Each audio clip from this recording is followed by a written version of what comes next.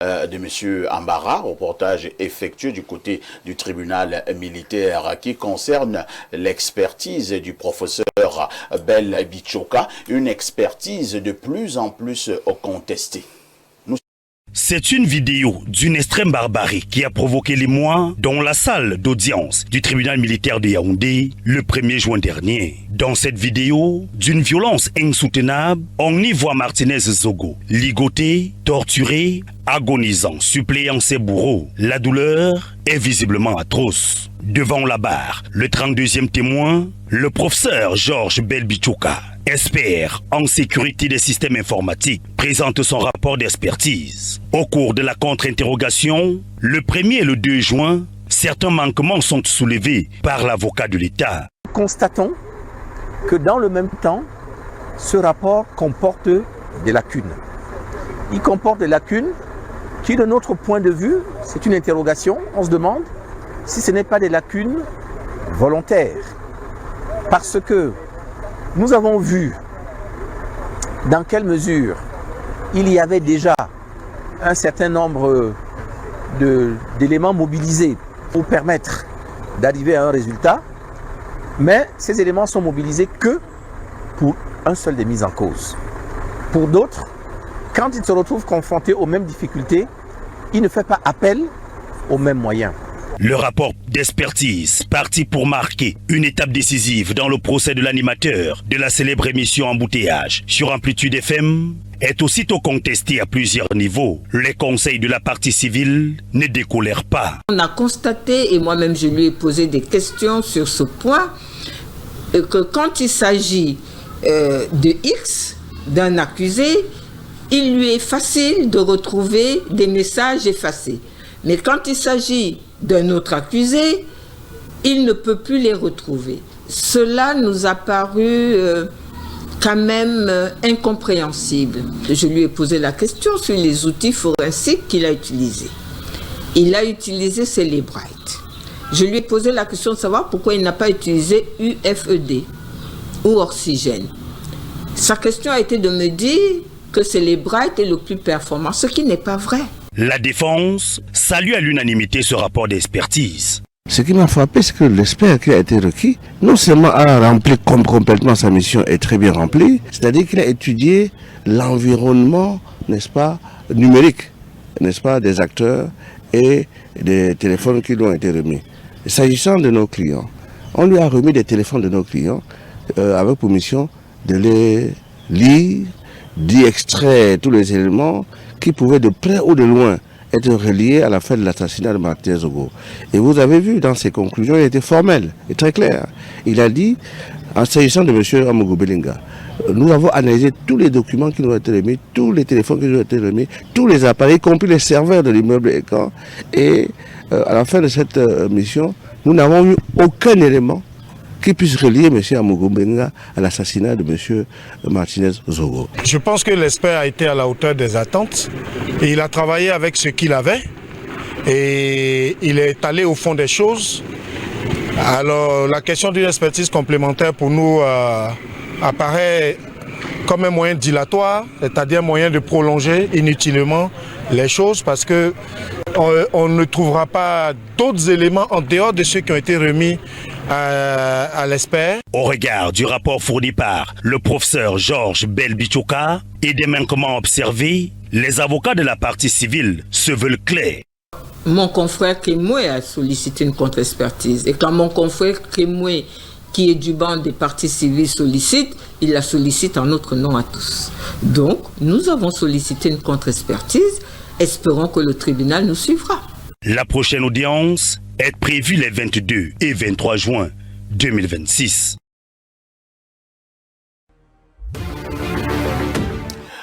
Nous disons donc merci à notre cher collègue Ambara pour ce brillant reportage qui nous a servi de transition. Nous voulons maintenant parler de cet autre acteur, entre guillemets, et qui est entré en jeu, le 32e témoin, en la personne du professeur Georges Belbichouka, qui est justement expert en cybersécurité, en cryptologie et en matière d'informatique, et qui aura donc passé au scanner plusieurs téléphones des mises en cause chose.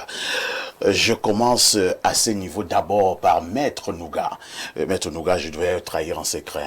C'est la raison pour laquelle vous avez prioritairement été invité ce matin, parce que vous êtes un expert dans le domaine judiciaire. Première chose, c'est quoi le rôle d'un expert en pareille circonstance dans le cadre justement de ce procès? On a fait venir le professeur Belbichouka.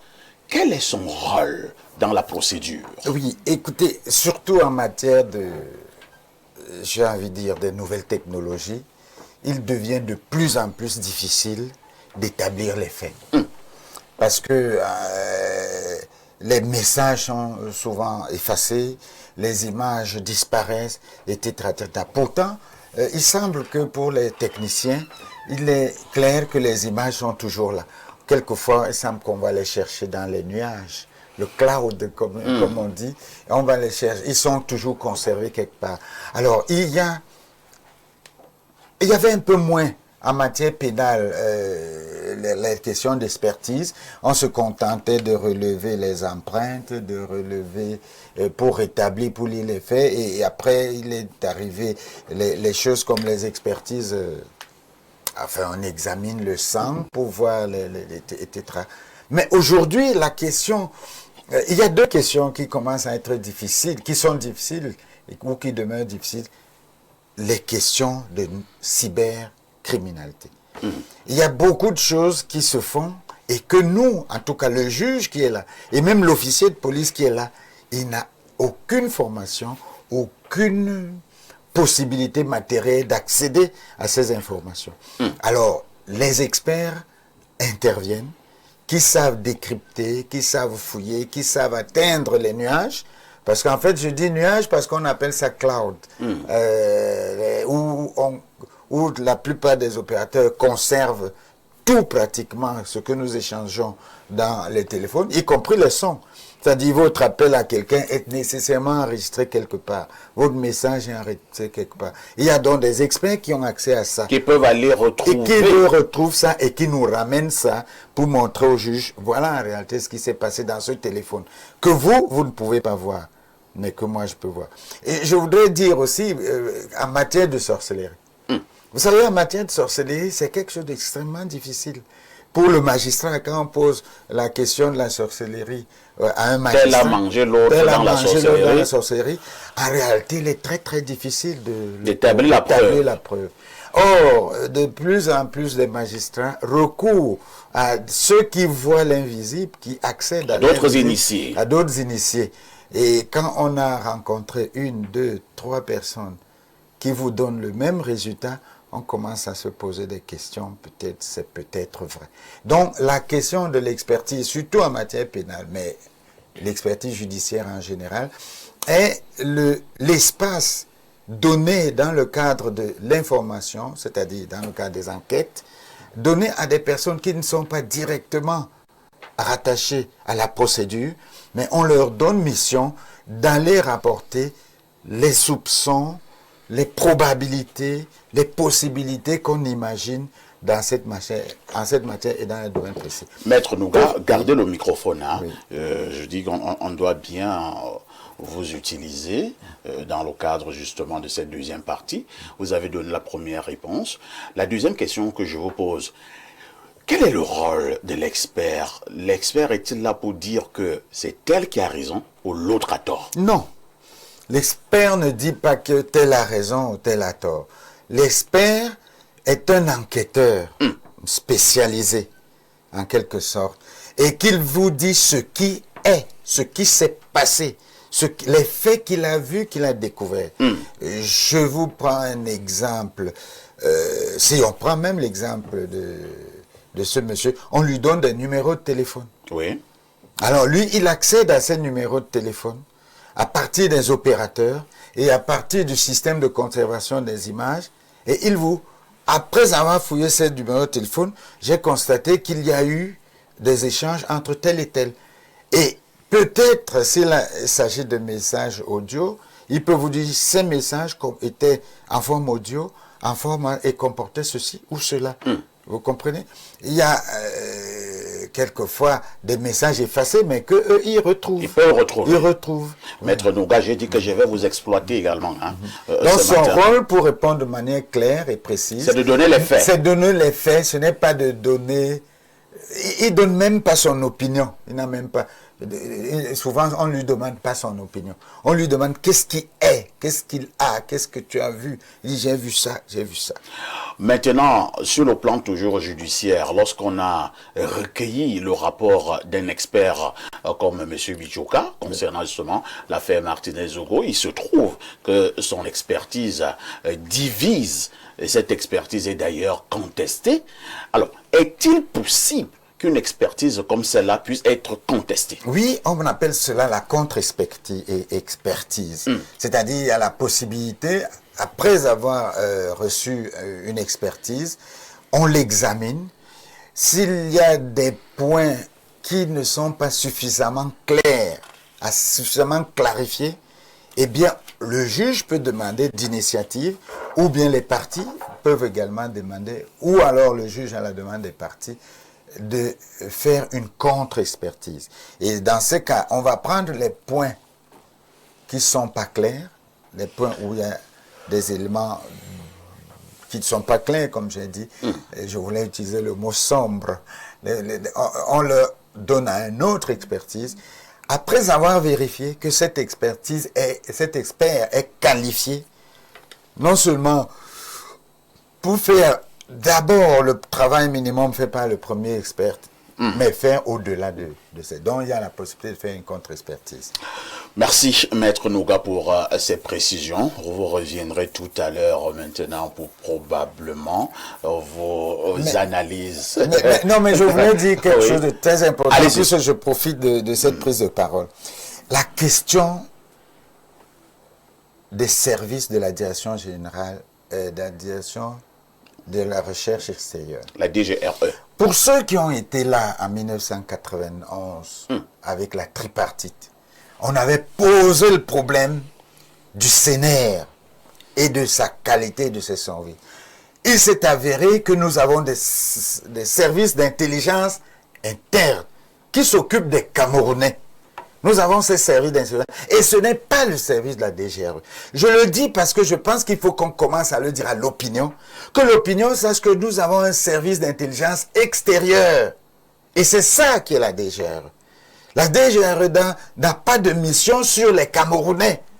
Sauf si, évidemment, ces Camerounais travaillent pour l'intelligence étrangère.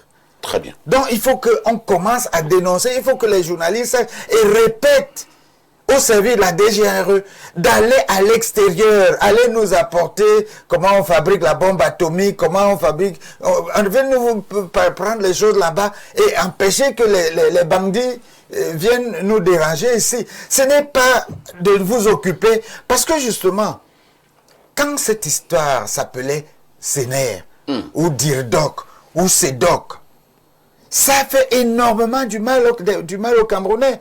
C'est une question justement qu'il faut évoquer. C'était des grands instruments de torture. C'était des grands instruments de torture et des instruments coloniaux. Parce que les gars ne travaillent pas pour les Camerounais. Maintenant, on a dit en 91, à l'occasion de la tripartite, ce sont les services publics camerounais. Ils sont là pour protéger le territoire et pour protéger la nation camerounaise.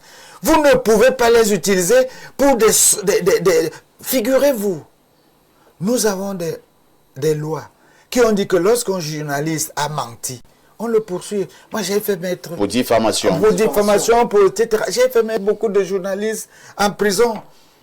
Mais qui a autorisé... Ne c'est pas bien de le dire à côté de moi, maître. Oui, non, mais vous ne faites pas la diffamation, je suppose. Donc, nous avons un journaliste qui dénonce en plus des détournements de données publiques. N'oubliez pas, c'est le président Biya qui les a invités. Parce que le président Biya a dit où sont les preuves.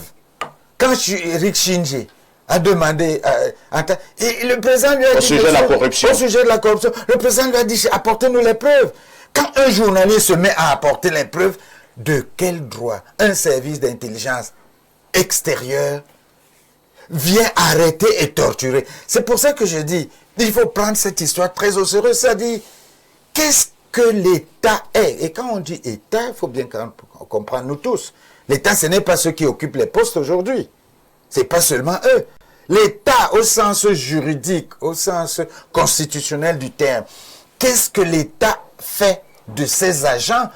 Pourquoi un service comme celui-là va avoir des agents qui peuvent poser des actes aussi criminels contre leur peuple?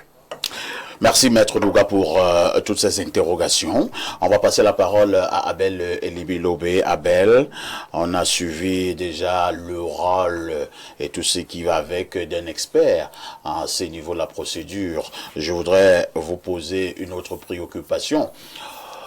Lorsque ce rapport a été rendu public, subitement, j'ai eu l'impression, Abel, que deux camps se sont constitués, comme d'ailleurs, depuis le début de cette procédure, où deux camps apparemment s'affrontent. Il y en a qui ont déjà leur coupable. Il y en a qui ont dit que le rapport de l'expert, vous avez suivi même les avocats tout à l'heure, que c'était un rapport édifiant, un rapport sérieux, un rapport formidable. Vous avez également par l'occasion suivi un autre avocat qui vous fait comprendre que le rapport de cet expert englobe plusieurs lacunes. Quel est le regard général que vous posez sur le rapport de M. Belbichoka? Monsieur Bichoka fait un travail technique. Il avait des informations à rechercher, il les a probablement trouvées et il les a mises à la disposition du tribunal. Je me pose plutôt la question de savoir pourquoi dès le début de cette affaire, on n'a pas rapidement recouru à ça.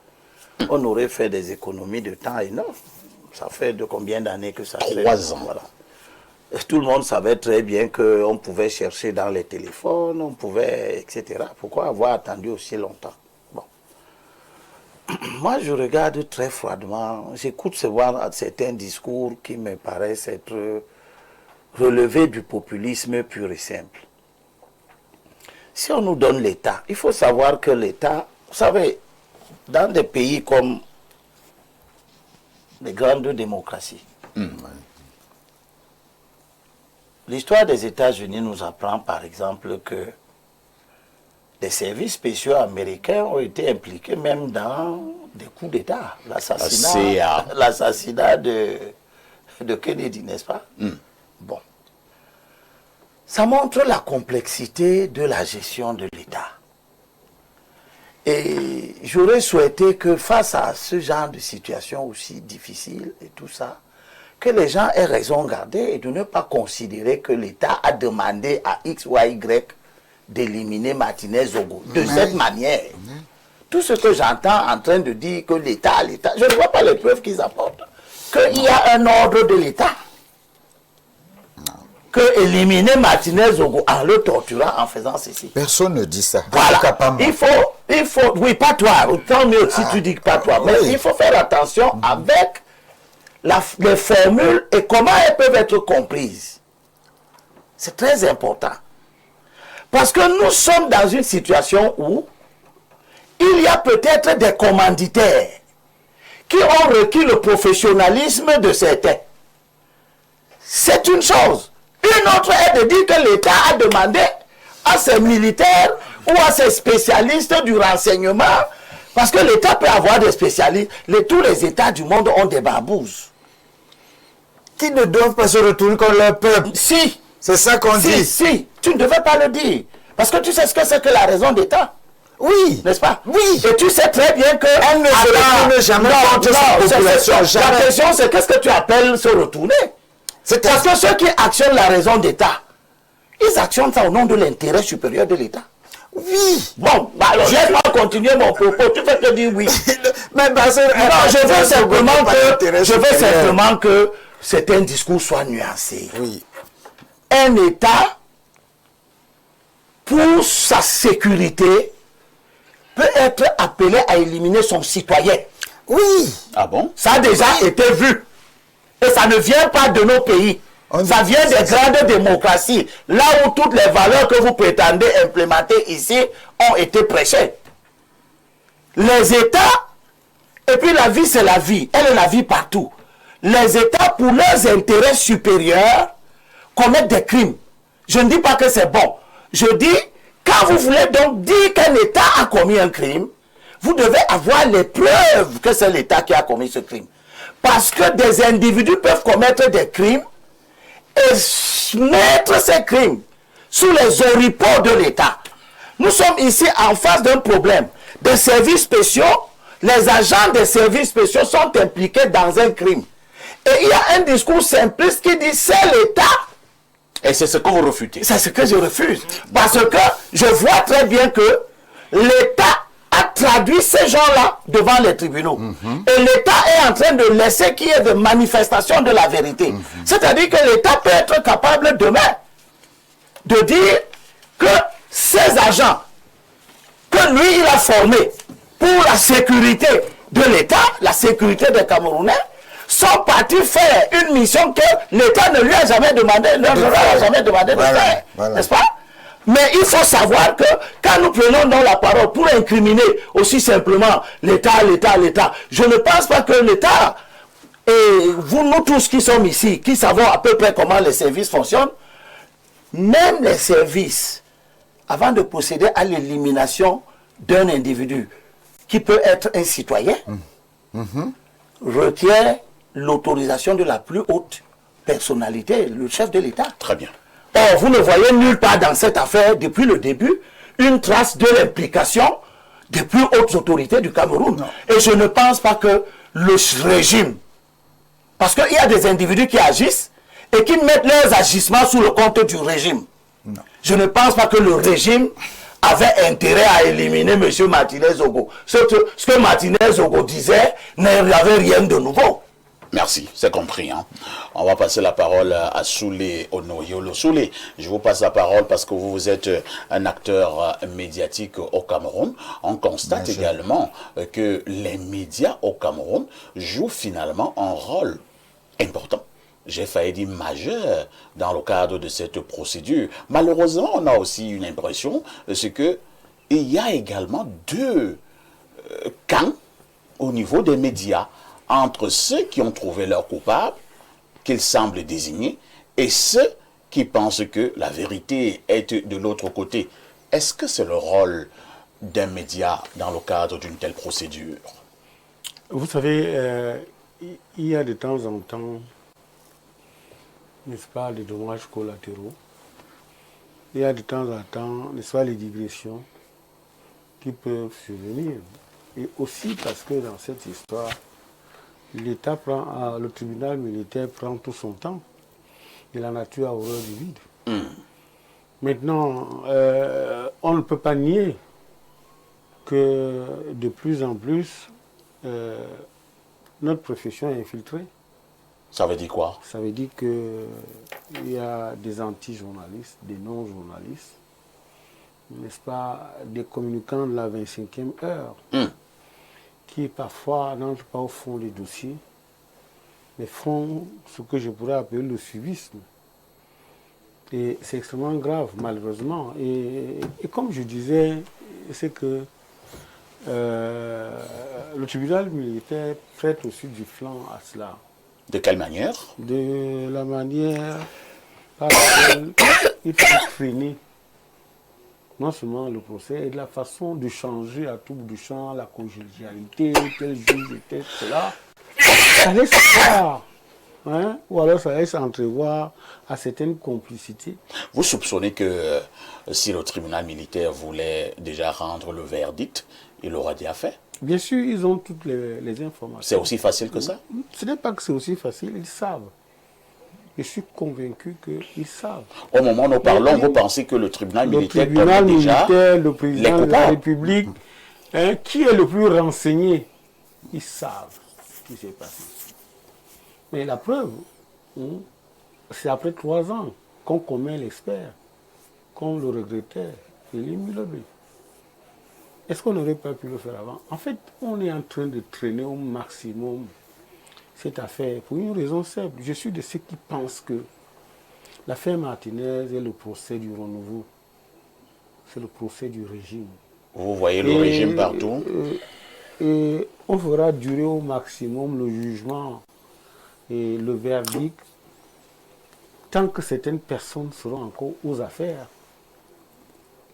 Parce que de temps en temps... Certaines personnes comme qui? De temps en temps, j'ai envie de me poser la question, est-ce qu'il faut être... Mais soulevez-vous par les certaines personnes aux affaires. Est-ce qu'il faut parler de la raison d'État? Elimbi l'a évoqué, mais il s'est rapidement retrouvé pour dire que Martinez représentait quel danger? C'est ça. Aucun. Martinez parlait à la radio. Maintenant, est-ce que c'est ce qu'il disait? Parce que vous savez, je travaille dans un journal qu'on appelle Le Messager. De moment, on nous prend à dépourvu pour le message. Et pourtant, nous ne sommes que le messager. Donc, ça peut arriver. C'est bien dit, hein? Oui, ça peut arriver, n'est-ce pas? Parce que, voyez-vous, la raison d'État, il faudrait bien, n'est-ce pas, le haut arbitrage. Il y a les raisons d'État suprême, qui est le chef des armées même, puisque là, on a un tribunal militaire. Est-ce que Martinez avait commis le genre de délit d'espionnage, de haute trahison? Est-ce qu'il avait vendu des choses de la République à l'extérieur et que les services d'intelligence... Et donc, à ce niveau, on ne peut pas soupçonner une raison d'État. C'est ce que je suis en train de démanteler. S'il avait fait cela, on aurait vu l'affaire venir de l'extérieur, à savoir que les services d'intelligence ont attrapé, n'est-ce pas, des documents ou bien, n'est-ce pas, des actions d'intelligence de Martinez avec l'ennemi. Ce n'est pas le cas. Donc, il a été seulement torturé parce qu'on voulait envoyer un message. Et c'est pour ça que c'est déjà une chose de remercier Maître Del Bichoka, l'expert, parce qu'il a apporté la démonstration par l'exemple, n'est-ce pas, de l'horreur, la brutalité, la cruauté, la bestialité et même la lâcheté. Parce que c'est de la lâcheté dont a été victime Martinez. Vous ne pouvez pas être en train de torturer un monsieur sans défense. Hein? Comme ça a été fait. Et penser être hein? Et qu'on ne parle pas de lâcheté. Maintenant, pourquoi? Et vous voyez, j'ai 2 ou 3 questions par rapport à la sortie de l'avocat de défense de l'État. On ne peut pas facilement évacuer l'État. Puisque l'État a commis un avocat. Maître Assira qui vient de parler. Tout à fait, Maître Assira. Oui. Ça veut dire que l'État... Et Maître Assira dit qu'il y a des lacunes dans le rapport de l'expert. Je voudrais me poser 2 ou 3 questions. L'avocat, l'expert, a été commis par qui? Par le tribunal. Par le tribunal militaire. Le tribunal militaire qui est quand même une excroissance de l'État, qui est un pendant de l'État. Pourquoi l'expert se mettrait à dos l'État en faisant un rapport qui met l'État en difficulté? C'est une question fondamentale, n'est-ce pas? Parce que l'État vous commet, vous venez faire un rapport d'expert qui met plutôt en difficulté l'État, ça pose un problème. Est-ce qu'il y a trahison? Est-ce qu'il y a parjure? Est-ce que... Tout cela, ça se pose. Donc, autant on peut accepter parce que l'État doit dire quelque chose à travers sa défense, mais on peut quand même spéculer sur la pertinence et les arguments, de l'avocat de l'État. Bon, l'autre chose aussi, c'est que le rapport d'expert, quoi qu'on dise, n'est pas la manifestation de la vérité. C'est un argument, un élément qui peut permettre, n'est-ce pas, à aboutir à la manifestation de la vérité. Donc, et puis on devait s'attendre à ce que, d'un côté comme de l'autre, il y a une levée des boucliers pour que ceux qui ont déjà désigné leur coupable, parce que ceux qui ont désigné leur coupable, quel que soit ce que vous direz, ils vous diront toujours que ça a été torpillé. Parce que vous savez qu'au départ, on avait présenté à l'opinion désigné coupable. Vous savez, ça m'a rappelé 2 ou 3 films que j'ai vus. Hein? Le premier, c'était le coupable idéal. et le deuxième, c'était jugé coupable. Donc, il y a des gens qui ont été désignés comme cela. Bon, maintenant, le procès parfait ici, mon intime conviction. Vous parlez là comme les magistrats. Hein? Mon intime conviction, c'est que tous les magistrats connaissent la vérité. Comment? Pourquoi vous le dites de manière aussi sentencière? Vous avez causé avec quelques magistrats? Vous avez parfait ici. Oui. J'ai fait 6 fois le coma, 30 mois de maladie. Je suis un revenant. Mon intuition ne me trahit plus.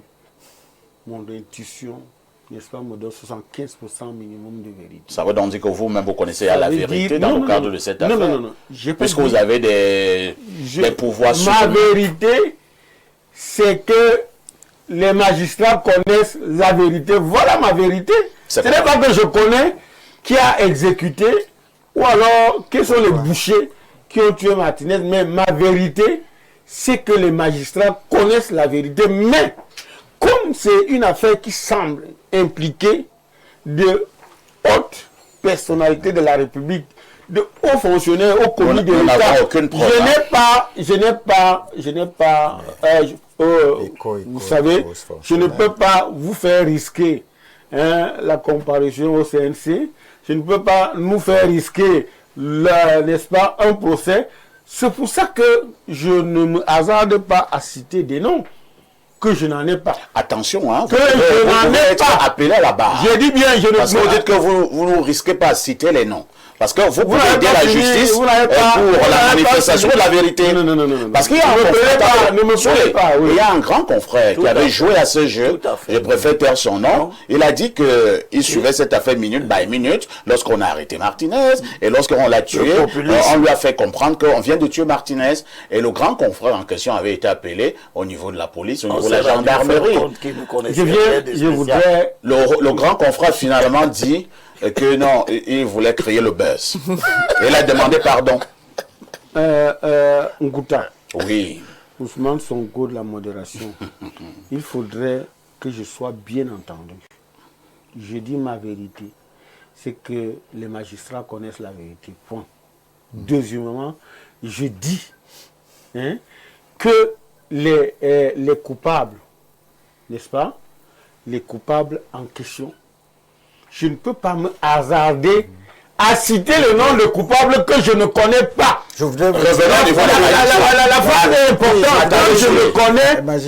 Soulé, revenons au niveau des magistrats. Ouais. C'est la 8e fois que vous dites que les magistrats connaissent la vérité.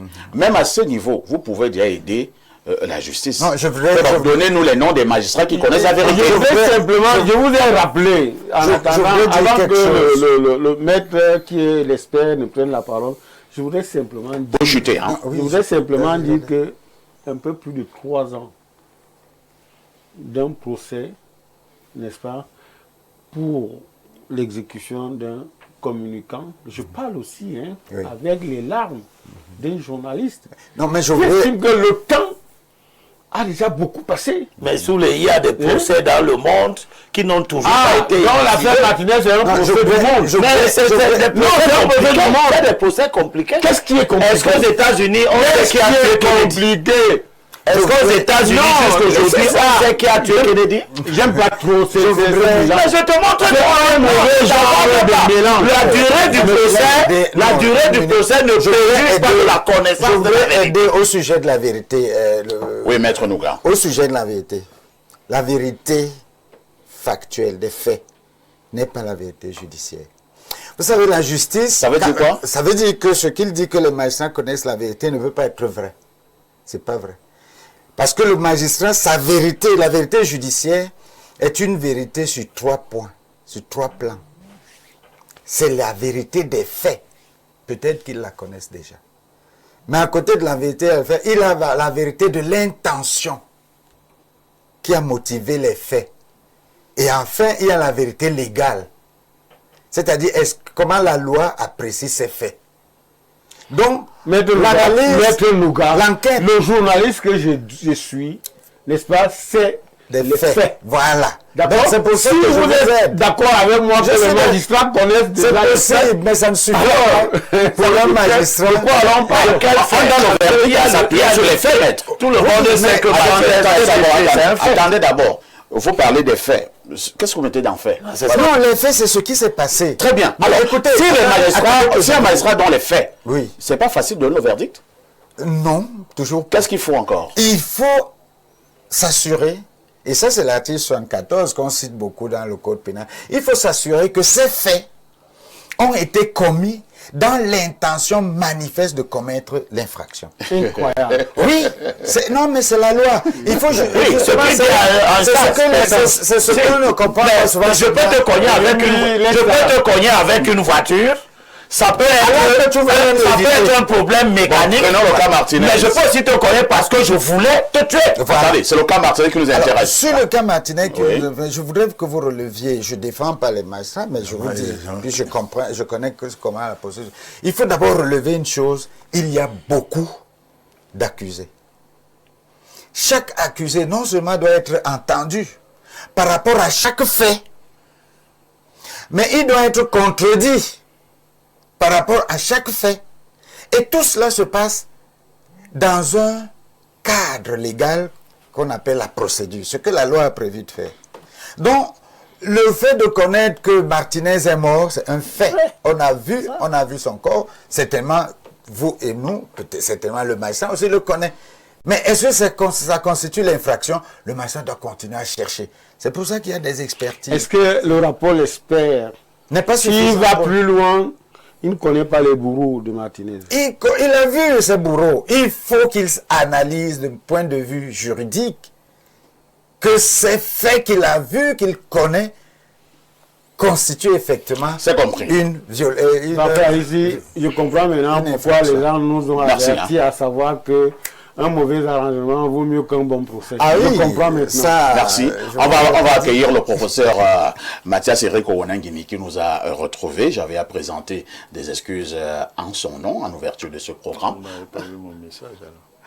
J'avais à présenter des excuses, que vous aurez un retard. Bonjour professeur. Bonjour monsieur Haïssier, bonjour aux téléspectateurs. Vous êtes politologue et on sait que vous avez également de très bonnes bases sur le plan juridique. Depuis des années, vous et moi, nous parlons de cette affaire sur les plateaux de télévision. D'aucuns pensent que nous avons franchi une étape importante au niveau de la procédure. Peut-être que nous sommes probablement passés à la vitesse supérieure avec le 32e témoin, Bichoka, l'expert en la matière. Mais on a la nette impression que les deux camps perdurent. Un camp qui a dit à son coupable et l'autre camp qui dit niet, l'expertise n'est pas bonne, on la conteste. Quel est votre regard? Merci de me donner la parole. J'ai d'abord deux messages. Il y a un premier message qui vous est destiné, qui vient de Libreville, où vous avez un certain nombre d'admirateurs qui m'ont demandé depuis plusieurs semaines de vous saluer. Merci beaucoup. Voilà. Le deuxième message, mais je le lui dirai après, c'est à M. Limbi Lobe, qui est un message qui vient de mes frères du village, des villageois d'Akombikwe. Ils m'ont demandé de lui adresser un message. Cela étant dit... Donc par rapport à Moabab, il n'y a pas de message? Non. On a demandé qu'on la rasier. Pour l'instant, ils ne m'ont pas encore donné... C'est arbitraire. Moi, je ne suis qu'un porteur de message. Le messager. Je fabrique le message. C'est un procès. Dans un procès, il y a très souvent un conflit de vues. Il peut même avoir un conflit d'intérêt. Il y a certainement un conflit d'intérêt. Et il peut y avoir un conflit de valeurs. Donc un procès en français compliqué, caractérisé par ce qu'on appelle une dialectique, un conflit entre plusieurs positions. Et dans un procès, comme Maître l'a dit, il y a plusieurs choses qui se jouent. Il y a les faits.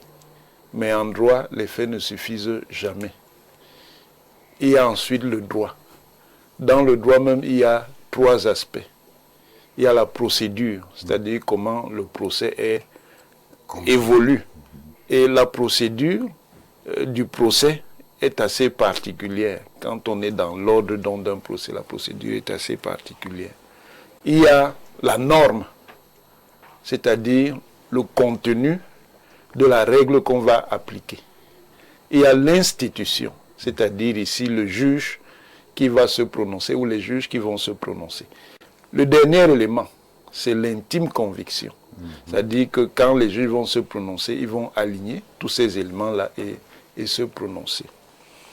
Donc tout cela se reflète dans une affaire véritablement dramatique de tous les points de vue. Et on n'a pas besoin d'être sorcier ou sociologue pour voir que le conflit ici est très fort. Entre qui et qui? Le conflit entre ceux que vous avez appelés les partis. Mais évidemment, dans un procès, il y a ceux, comme vous avez dit, qui pensent qu'il y a des coupables et que ce sont les coupables qui sont là. Il y en a d'autres qui pensent le contraire. C'est pour ça qu'il y a aussi la défense. Chacun vient défendre les prétentions de ses clients. Voilà. On a certainement avancé, mais on est encore loin du compte. On est encore loin du compte parce que vous avez vu que suivant les intérêts et les perceptions de l'affaire en présence, les gens n'analysent pas l'expertise du procès Belbitchoga de la même manière. Il y en a qui pensent que ça favorise leur position et ça innocente leurs clients. Il y en a d'autres qui pensent que ce n'est pas une expertise qui est bonne. Ce n'est pas à nous d'apprécier. Ce sont les juges qui vont apprécier. Il y a eu une affaire où l'expert fait comprendre que pour certains cas, il n'avait eu accès qu'à 18% du travail. Cela signifie que 82% sont encore... Ce qui est sûr, c'est que tous ces éléments, au dernier moment, vont compter. Ça veut dire que, supposons qu'il y ait des destructions de preuves. Bon, évidemment, si vous êtes suspect d'une manière ou d'une autre et qu'on n'a pas accès à tous vos téléphones... Mais ça ne se présume pas. Hein, non, ça ne se présume pas. Je suis d'accord, ça ne se présume pas. On n'a pas accès à tous vos téléphones. Il y a quand même un certain nombre d'éléments d'analyse dont les juges vont tenir compte. Entre-temps, quand même, c'est vrai que nous ne sommes pas un tribunal ici, mais il y a une forte opinion qui pense également, professeur, que 3 ans, ça fait trop pour un cas comme celui-là, où nous avons déjà quand même des personnes qui ont même déjà pratiquement avoué. On a des vidéos qui montrent comment on torture un monsieur, ainsi de suite. Alors, est-ce qu'on devrait toujours continuer à prendre autant de temps, ayant déjà ces indices? Mais ça ici, oui, cette affaire est très, très, très délicate. Et pourquoi elle est délicate? Attendez, ne serait-ce que pour une raison. On a des agents des services spéciaux qui y sont intervenus. Et dans un pays, les services spéciaux, ce n'est pas n'importe quoi.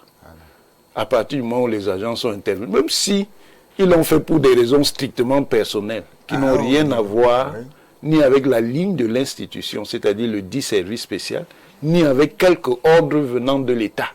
C'est déjà une affaire assez délicate comme ça.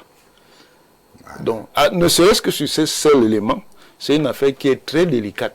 Parce qu'elle peut, justement, en termes de perception, elle induit une très mauvaise image pour l'État, même si ce n'est pas l'État qui a commandé ce qui s'est fait. Donc ça doit être conduit avec beaucoup de prudence. Bien entendu, c'est quelque chose qui est difficile pour les familles, de voir que ça prend tant de temps. Bon, évidemment, dans cette logique-là aussi, dans ce qu'on a expliqué tout à l'heure, la dialectique, ceux qui ont intérêt à ce que ça dure le plus vont faire durer l'affaire. Mais l'essentiel est qu'au bout du compte, quand on sera arrivé au verdict, que celui-ci puisse largement refléter la réalité et la vérité. Apparemment maintenant... les institutions. Il y en a qui contestent l'expertise de Belbitchoga. Est-il possible qu'on puisse faire appel à une autre expertise, et notamment même une expertise étrangère, peut-être probablement pour un peu plus de neutralité? Cela dépendra des juges. Cela dépendra des juges. Ils vont apprécier comment ça se passe déjà dans le procès. Par exemple, ceux qui estiment que l'expertise n'est pas pertinente, comment ils réagissent par rapport à ça, et puis ils vont aviser. Très bien. Bonjour, cher petit frère, j'espère que tu vas bien. J'ai beaucoup rigolé après ta question à saouler certaines personnes comme qui. Bonne émission. Soulé dit qu'il connaît mais ne dit pas. Tu effrayes Soulé en disant qu'il va être appelé à la barre pour citer les noms. Soulé va faire comme dans le nom de ses grands confrères. Nougat parle de l'intention délictuelle qui est un élément constitutif de l'infraction. Je vous dis que ce message est envoyé par un procureur, mais je ne donne pas son nom. Un autre message, bonjour à tous les panélistes. Vraiment, monsieur Limbi Lobé, je vous prie de ne plus nous distraire en coupant la parole au journaliste du Messager, car ce qu'il dit est très pertinent. Vous me décevez énormément aujourd'hui, monsieur Limbi. Nous sommes souvent habitués à vous voir défendre la vérité, mais aujourd'hui, vous parlez avec beaucoup de réserve et défendez l'indéfendable. Depuis quand? Depuis aujourd'hui. Un autre message. Je dois dire que c'est un procès qui est encore pendant en justice. Donc, il faut comprendre Limbi Lobé. Bonjour, le plateau de libre expression. Parfait, le Ousmane Sonko de la modération. S'il te plaît, demande à Limbi Lobé de mettre un accent particulier sur la socadelle, que moi j'appelle socandem. C'est grave, mieux et néo restait. J'ai vraiment vu ça. Je réside à Bitin. Nous avions fait 4 jours dans le noir. Un autre message ce séjour, respect aux différents panélistes, monsieur le modérateur. Comme je ne veux pas mourir bête, s'il vous plaît, demandez à vos spécialistes pourquoi on ne met pas le feu sur le lieutenant-colonel Dangwe, qui est reconnu par tous comme le chef du commando qui a ôté la vie à Martinez Zogo. Mon humble avis est qu'on connaît déjà la vérité. C'est Jules depuis Ebolova. Je m'en vais au 213, c'est un message qui nous vient de l'Algérie. Bonjour Parfait ici, à toi et à ton panel. Parfait ici, est-ce que Limbi Lobé est pour ou contre non. Il parle de quel message? Est pour ou contre le fédéralisme? S'il est pour, qu'il nous dise pour un fédéralisme à combien d'États? Vraiment, vous nous parlez d'autre chose. Je suis contre. Continue. Maintenant, il parle de la deuxième préoccupation. Est-ce que l'autochtonie est une raison pour certains individus d'escroquer l'argent des gens via des fausses ventes de terrain sous prétexte qu'ils sont des halogènes? Nous sommes d'accord qu'il fait des... Bon, vraiment, c'est pas un sujet inscrit à l'ordre du jour. Hein. Nous allons sauter. On prend un autre message. Bonjour, monsieur Parfait ici. Et bonjour à tout le panel. Très belle émission. S'il te plaît, papa Honoriolo. Pardon, mon père. Coupe la barbe, please. Depuis Douala, l'Orbessou. Un autre message. Bonjour.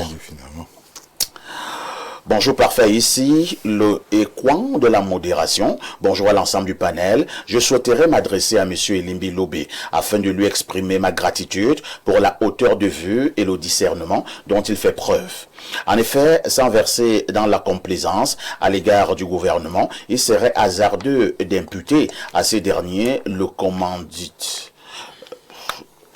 La commandite du tragique assassinat de Martinez Zogo, au seul motif que les procédés mis en œuvre relèveraient des techniques des services de sécurité et de renseignement de l'État. Il est tout aussi plausible que les commanditaires aient recouru aux services de criminels professionnels avec lesquels ils entretenaient des complicités afin d'exécuter ce forfait. Gardons-nous donc de toute accusation non étayée par des preuves. Par ailleurs, concernant cette affaire, pourquoi une telle expertise n'a-t-elle pas été ordonnée n'a-t-elle été ordonnée qu'au bout de 3 ans? Faut-il en déduire que la justice camerounaise céderait à la pression des réseaux sociaux ou bien qu'elle manquerait de constance dans l'application du droit? Et nous passons la parole à Robert Wafo. Robert Wafo, nous regardons, nous lisons également au niveau des réseaux sociaux, où ça va également dans tous les sens, où les camps se sont également constitués. Nous avons parlé des médias tout à l'heure. Est-ce que toutes ces pressions n'influenceraient pas d'une manière ou d'une autre le tribunal? Oh, le tribunal est constitué d'hommes qui ont certainement accès, n'est-ce pas, aux réseaux sociaux. Mais je tiens tout simplement à dire ceci. En même temps, ces hommes qui constituent le tribunal sont tenus à dire, n'est-ce pas, à appliquer la loi. Et pour appliquer la loi, il y a les textes, il y a leur conscience également. Bon, pour revenir sur cette affaire, parce que c'est la première fois que je prends la parole. Moi, je dis, le rapport de l'expert vient remettre les cartes sur table. Et de façon quasi unanime. On a vu les avocats des différentes parties saluer, n'est-ce pas, ce rapport. Moi, j'ai vu l'avocat de l'État en dehors de la lacunes au niveau de façon quasi unanime. Je n'ai pas dit unanime. C'est-à-dire, et justement, si vous m'aviez laissé parler, ce que j'allais relever, n'est-ce pas, cette exception-là. Il y a quelque chose quand même de surprenant. Et je l'ai dit dès le départ, il y a 3 ans, j'étais dans une chaîne. Donc presque 6 mois après la découverte de l'assassinat de Martinez Zogo, j'avais dit qu'il y a un passager manquant de tout ce qu'on indexe. Qu'il y a un passager manquant. Qu'est-ce que vous mettez dans passager manquant? Quelqu'un qui est là, qui est probablement le commanditaire, mais qui n'a pas encore été convoqué. Je vais vous dire pourquoi. Voyez-vous, quand on découvre l'assassinat de M. Martinez Zogo, le 22 janvier 2023, on arrête certaines personnes de la DGE. Avant même que le président de la République ne prescrive une commission d'enquête, une commission mixte d'enquête. Sur la base de quoi on a arrêté ces gens-là, alors que la commission d'enquête n'avait pas encore été mise sur pied. Qui a indiqué ces gens-là qu'on a pris? Est-ce que l'enquête doit débuter au moment où le président prescrit une commission d'enquête? Je pose la question simple. Et moi, je vous pose une autre question. Mais écoutez, je veux tout simplement dire ceci. Celui qui a indiqué qu'il fallait d'abord prendre ces gens-là, il faut savoir qui c'est. Les forces de l'ordre travaillent. Les forces de sécurité travaillent. C'est trop léger, Papa, ici. C'est trop léger. Pourquoi vous pensez que c'est trop léger? Parce qu'on n'a pas mis 1 mois pour prendre les premières personnes. Pourquoi mettons 3 ans? Pourquoi, après 3 ans, on n'arrive pas à démêler les chevaux? Je veux bien savoir. Puisqu'on dit que il faut faire attention dans cette affaire. Et Soulé, je vais faire un parallèle avec la barbe de Soulé, qui demande que le président de la République fasse un remaniement. C'est le timing de la diffusion de la vidéo. Pourquoi c'est seulement maintenant, c'est-à-dire qu'en début de semaine, qu'on a publié, qu'on a rendu public cette vidéo, et en plus à l'audience?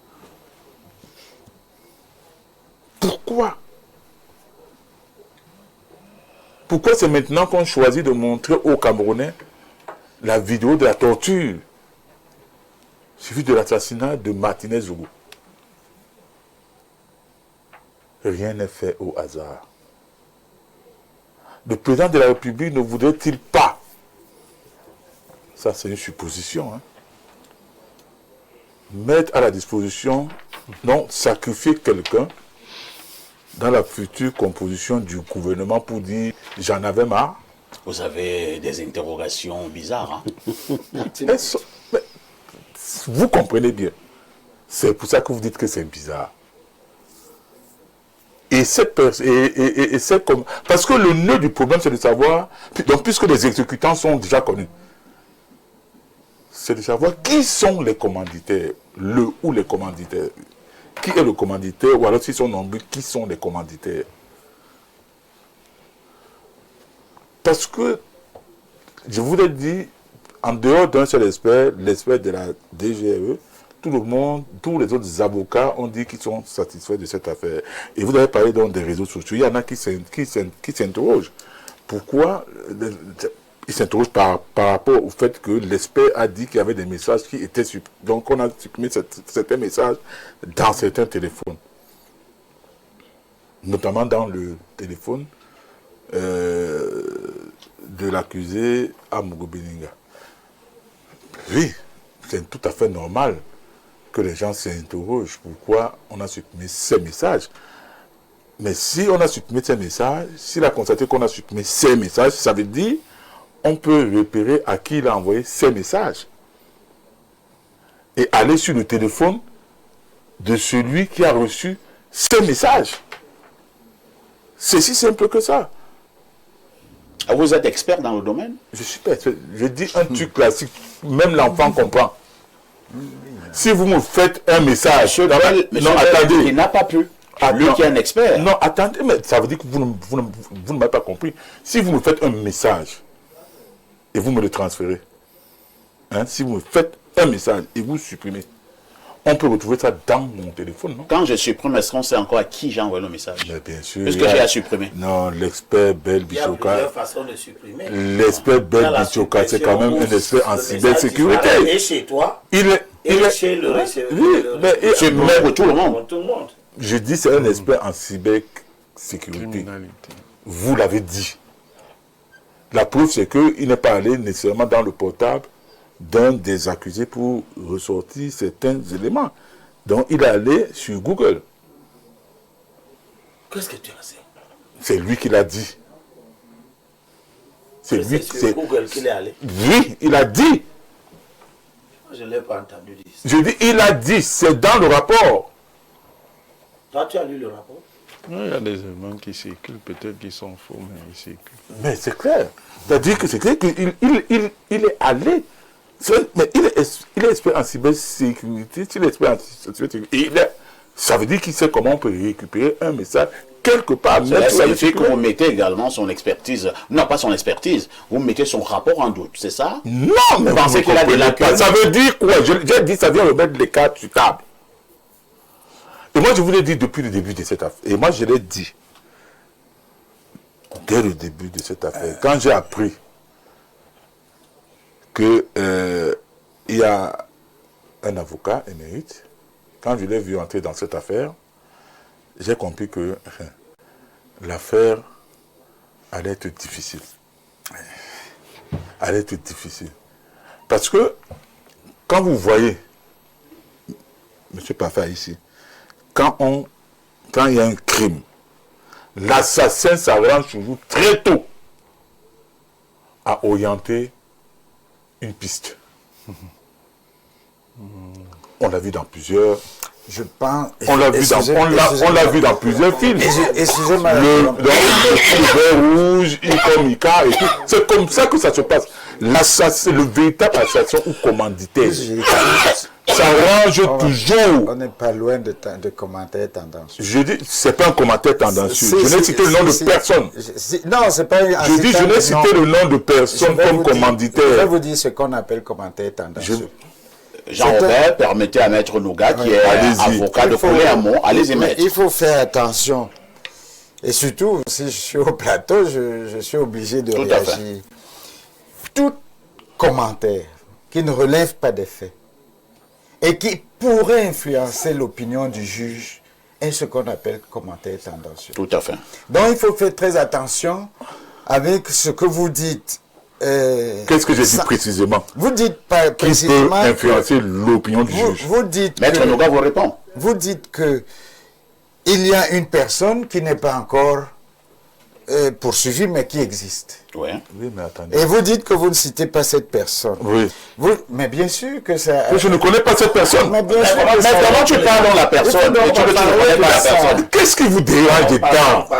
Je vous dis, il y a manifestement, écoutez, j'ai dit il y a manifestement et vous dites que vous ne connaissez pas la personne. Il y a manifestement un passager manquant. Justement. Parce qu'on ne peut pas écouter. Et ce passager manquant, c'est qui? Mais je ne le connais pas. Mais vous parlez de ce passager manquant. De prouver ce passager manquant. Ah bon? Ce ou ce passager manquant. C'est pas honnête. Vous dites qu'il y a un passager manquant. Mais vous ne nous donnez pas le nom du passager manquant. Mais puisque quoi? On a mis moins d'une... C'est-à-dire qu'on a mis moins d'un mois. Non. On a mis moins d'un mois pour arrêter, donc pour mettre la main sur ce... Jean-Robert, c'est-à-dire que sur les éléments de la DGE, évitons des commentaires tendentieux sur ce plateau. Écoutez-moi très bien. On vous a suivi. On a mis moins d'un mois pour intercepter des gens, pour convoquer des gens, pour les mettre aux arrêts. On a mis moins d'un mois. Bien avant que la commission d'enquête soit créée. La commission mixte. Alors, si on met 3 mois, et jusqu'à 3 ans, et jusqu'à présent, on n'a pas encore le dénouement de cette affaire, ça veut dire que manifestement, il y a quelqu'un qui manque. Quelqu'un là, donc c'est qui? C'est un faux raisonnement, ça. Quelqu'un là, c'est qui? Il incombe donc au juge. Comment ça? Vous faites dans les vinaigres, vous venez dans votre voyance, vous dites qu'il y a quelqu'un qui ment. Et vous dites qu'il revient au juge de le chercher. Oui, il revient au tribunal de le chercher. Et moi, je dis ceci. C'est l'analyse des opposants. Le véritable problème ici, puisque les coupables, donc puisque les exécutants sont connus, c'est de savoir qui est ou bien qui sont les commanditaires. C'est compris. On passe la parole à Willy Mingue. Willy Mingue, en l'état actuel des choses, on continue à faire confiance à notre justice en disant simplement que les coupables nous seront donnés. Justement, je crois que nous sommes dans un État, il y a des institutions, et ce n'est pas pour rien que nous avons pensé, que ceux qui ont pensé l'État dans sa situation actuelle, ont, dans le cadre de la séparation de pouvoir, fait de la justice un levier de régulateur de l'État. Parce que la justice n'est pas un ministère de seconde main. C'est le pouvoir judiciaire dont la justice régule. Elle régule y compris l'État lui-même. C'est pour cela que, quelque part, il faut que la vérité judiciaire adossée sur les faits puisse être manifestée. Pour que l'État, qui quelque part, le nom est cité par des agents malveillants appartenant à une institution spéciale de l'État, puisse être, que l'État sorte avec un visage fort, un visage... je ne veux pas dire que l'État ne soit pas inculpé. Donc il faut facilement, il faut que rapidement la vérité soit manifestée. La vérité judiciaire. Et cette vérité judiciaire aujourd'hui a un problème. Surtout au lendemain de la publication de cette fameuse vidéo. C'est que l'environnement de la procédure judiciaire est suffisamment ébruité et perturbé par une opinion tendancieuse. Et cette opinion-là même qui a fait l'objet, à la limite, une des journaux qui m'a hébété, qui m'a vraiment gêné particulièrement, qualifiant l'un des prévenus comme étant disculpé. C'est la guerre d'opinion. Or, la guerre d'opinion ne doit pas être en primaire sur la procédure judiciaire, encore que le dossier est si complexe. Son environnement est complexe. Les acteurs qui semblent impliqués jusqu'à l'heure actuelle sont complexes. Donc, il faut laisser le temps et la manœuvre à la justice. Nous sommes à 3 ans. Oui, cela fait un véritable problème. Parce que 3 ans pour un fonctionnement judiciaire qui devrait être normatif, vraiment, il fallait, c'est très long. Et les familles sont dans l'inquiétude, dans le doute. Le corps, il est toujours à la mort, ça fait problème. Donc il faut que la vérité soit manifestée pour que l'opinion n'emporte pas, n'étouffe pas la vérité. Parce qu'à la lueur où les choses vont, l'opinion risque d'étouffer même la manifestation de la vérité, parce que l'opinion est alimentée par les intérêts. Tout à fait. L'opinion est alimentée par les intérêts. Donc il faut donc que cette procédure-là puisse prospérer et aboutir.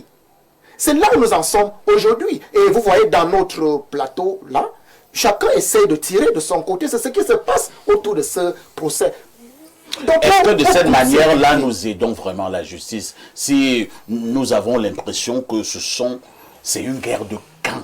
C'est-à-dire que chacun protège, entre guillemets, un accusé. À cette allure, est-ce que c'est la vérité que nous recherchons encore ou alors c'est une affaire de règlement de compte? C'est pour cela qu'il faut faire confiance à la justice. Et à la justice donc de prendre la manœuvre en s'adossant sur son autorité pour ne pas laisser prospérer l'opinion et ses orientations parfois erronées et intéressées, en lieu et place de la manifestation de la vérité. Et je dis le temps, comme il y a une élongation de procédure, l'opinion peut encombrer suffisamment la manifestation de la vérité. Il faudrait que rendu à 3 ans, qu'on puisse déjà avoir, et surtout avec cet élément additif qui s'est ajouté, c'est-à-dire la publication, une exception dans nos rouages d'une vidéo en pleine audience. Ça veut dire qu'il faut que la justice se saisisse donc de cette occasion pour que la vérité judiciaire puisse être éclore. C'est ça le problème. Les magistrats sont sur le qui lève le doigt là depuis, je vous suggère maintenant d'être de plus en plus concis et précis. Oui, je le serai. La justice doit s'aider à se faire comprendre et aider.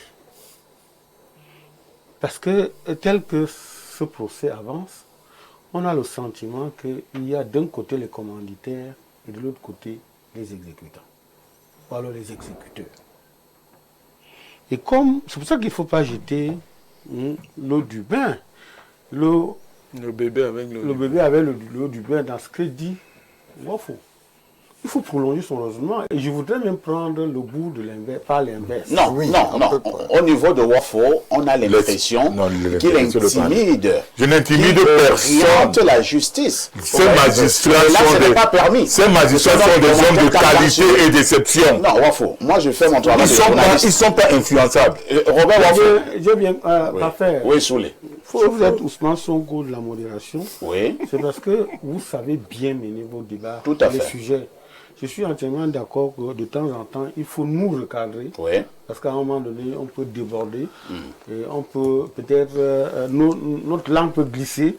Et il vous appartient à vous, ou bien à toi, modérateur. Mais je voudrais prendre le raisonnement de Wafo par l'inverse. Allons-y. C'est-à-dire que moins de 3 mois après la découverte macabre, ou bien du corps de Martinez, on a pris des gens. Est-ce que c'était avant la décision du président de la République de créer une commission ou après? C'était avant. Parce que c'est là le problème. C'était avant. Ils ont été pris avant. Les enquêtes ont débuté au CED jusqu'à ce que le tribunal militaire s'empare de l'affaire et que le président crée une commission. Mais au départ, il y avait l'affaire, l'enquête a commencé par la gendarmerie. On a créé une commission mixte, police-gendarmerie. Et on a référé l'affaire au tribunal militaire. Nous connaissons la chronologie. Mais ce que je voudrais dire, c'est qu'il y a quand même 2 personnalités qu'on a prises. Et c'est pour ça que je parlais du film Jugé coupable, qui peuvent être rangés dans la classe des commanditaires. Mais si ça devait durer 3 ans, au nom de quoi? Pourquoi la justice les a pris eux et non le 3e acteur dont parle Wafo? Mais qui est ce fameux 3e acteur? Parce que justement, j'en arrive. Je vais vous donner le nom tout à l'heure. Vous me laissez prospérer. Quand il y a... J'espère que vous allez assumer le moment venu. Attendez, mais on assume quoi? Pourquoi vous voulez me faire peur? Je suis en train de monter, vous me faites descendre. Le moment venu, on ne va même plus vous voir. On assume quoi? Il va faire ce que je voudrais dire. Soyez sage, intelligent, comme on vous connaît. Et je vous le suggère. Et je vous fortement d'ailleurs. Soyez mesurés. Robert Wafo vous entraîne sur un terrain très glissant. Celui qui se sent passager manquant, c'est son problème. Je n'ai cité personne. Je conserve ma langue au milieu de la salive de mes dents pour ne pas la laisser glisser. Très bien. Je suis en train de dire qu'il y a une question de juger coupable, de culpabilité plus ou moins établie, puisqu'il y a des gens qui sont pris, enfermés depuis 3 ans. Or, le procès jusqu'à maintenant n'a pas encore dévoilé son verdict. Pourtant, eux, ils sont déjà pris. Alors, s'ils ont été prévenus. Mais ils ont été pris quand même. Je passe sur le contrôle de même l'avocat, pas prévenu, au niveau des termes. Ils sont accusés, alors c'est Accusés. pour vous donner le bon terme. Ils sont accusés, mais pas condamnés. Non, il ne faut pas condamner. Voilà. C'est le tribunal militaire qui a des condamnés. Allons-y, Soulé. Ils sont accusés, comme dit Maître, Oui. c'est lui qui a la bonne expression. Tout à fait. N'est-ce pas? Alors, on a quand même pris des gens sous certains chefs d'accusation et qui croupissent en prison. Pourtant, le procès se poursuit. Bon, quelle est la culpabilité qui leur a été infligée? C'est ce que la justice va dire le moment. Mais sauf qu'eux, ils sont déjà au ouf. Oui, pourquoi ils sont au ouf? Ils sont déjà au ouf. Laissez que l'avocat réponde. Hein. Oui. Allez-y, maître. En réalité, le droit, la loi prévoit que lors d'une enquête de ce genre, qui peut durer longtemps, normalement c'est 18 mois fois 2, ça peut être prévu par la loi. Et quand l'enquête ne permet pas d'avoir tous les éléments qui permettent vraiment d'aller vers le jugement, on peut retenir ces personnes en détention lorsque leur culpabilité paraît en tout cas probable. Là n'est pas, excusez-moi,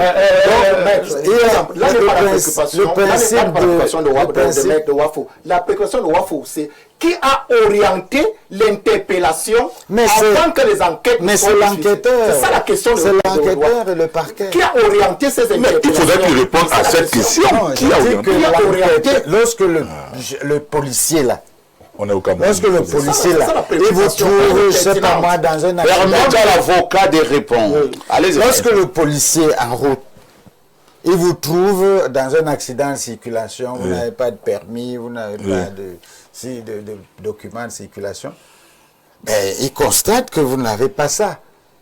Il fait un procès, il constate ça, c'est les faits. Mais maintenant, la procédure lui permet de vous amener au poste. Vous ne répondez pas à la question. De vous amener au poste, de vous amener au poste, de faire un procès verbal, il vous entend sur le procès verbal, il rend compte au procureur de la République qui peut vous placer sous mandat. Le policier a vu l'accident. Vous comprenez? Qui peut vous placer sous mandat. Donc, on a vu Martinez qui est mort, par exemple. On a vu son corps, on l'a trouvé. Oui. On a vu qu'il a été assassiné. Oui. On commence à faire les enquêtes moyennes. On rencontre le procureur. Le procureur dit, bah, écoute, ces messieurs, amenez-les. La préoccupation. C'est ça. Il n'y a pas nécessairement une personne qui va sortir. Finissons sur l'entrée en seconde. Pourquoi vous, on ne veut pas interpeller des informations. Parfait, ici. On n'interpelle pas dans le vide. Mais on n'interpelle pas dans le vide. Parce que je ne fais pas.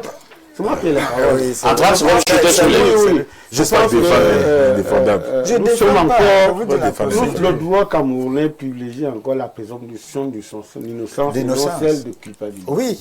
Lorsque j'ai dit ça et que vous convoquez l'affaire du policier qui vous verbalise parce que vous n'avez ni permis, ni rien, ni carte grise, il constate que vous n'avez ni permis, ni carte grise. Donc il a de bonnes raisons, n'est-ce pas, de vous amener. Mais dans le cas d'espèce, n'est-ce pas, on a pris des gens qui sont présumés coupables déjà. Non. Oui, mais ils ne sont pas... Non, ils sont présumés innocents. Non, ils sont présumés. Vous ne pouvez pas faire 3 ans en prison et vous êtes présumé innocent. Il y en a qui non, je suis désolé parce que justement, c'est pour ça que j'ai dit que la justice, parfois ici, doit aider, doit s'aider à être aidée. Dans le cas d'espèce, nous continuons à penser qu'il y a quelque chose qui ne tourne pas rond. Vous n'êtes pas les soupçons. Monsieur Parfait Haïti, c'est la tragédie du soupçon et de la présomption de culpabilité qui a fait comprendre le directeur des services d'intelligence du Cameroun et un opérateur économique.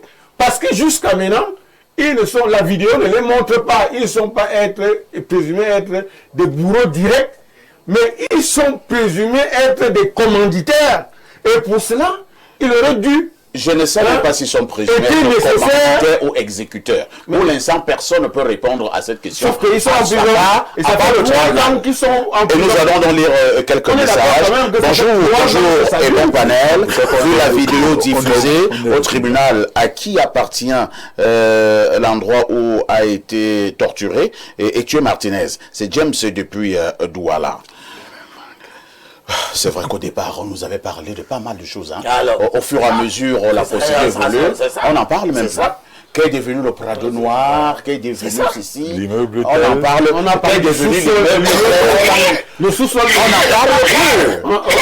C'est la preuve, c'est que nous allons souvent vite en besoin. Et l'expert a dit qu'il n'y a pas de sous-sol. Bonjour, Perfecto. Vous nous avez beaucoup manqué. Je trouve l'argument de M. Wafo très plausible et fait preuve de perspicacité. Émile, depuis Ekounou à Yaoundé. Un autre message ce jour. Bonjour, M. Perfecto. Et à tout le plateau, j'ai juste compris aujourd'hui que M. Elimbi Lobé, laissez quand même Elimbi Lobé tranquille, non? Que M. Elimbi Lobé n'est plus un opposant. Comment peut-il traiter l'analyse de M. Robert Wafo concernant l'affaire Martinez Zogo d'analyse des opposants? C'est Billy Cuidieu depuis Douala. Un autre message. Bonjour. Elimbi, vous allez répondre tout à l'heure. Bonjour. Merci pour la belle émission. Comment fait M. Soulé pour manger? Il fait peur, hein? Il est en grève. C'est la révolte personnelle et silencieuse. Et elle a un prix. Monsieur Haïssi, dites-le lui. Elle a un prix. Salut. La révolte silencieuse et personnelle. Pourquoi il ne demande pas pourquoi le président de la République ne le manie pas? Pourquoi est-ce que les gens s'acharnent contre moi? Parce que je fais une révolte silencieuse et personnelle. Je voudrais être la mauvaise conscience de M. Biya, qui a fait la promesse et ne tient pas sa promesse. Qu'est-ce qui dérange?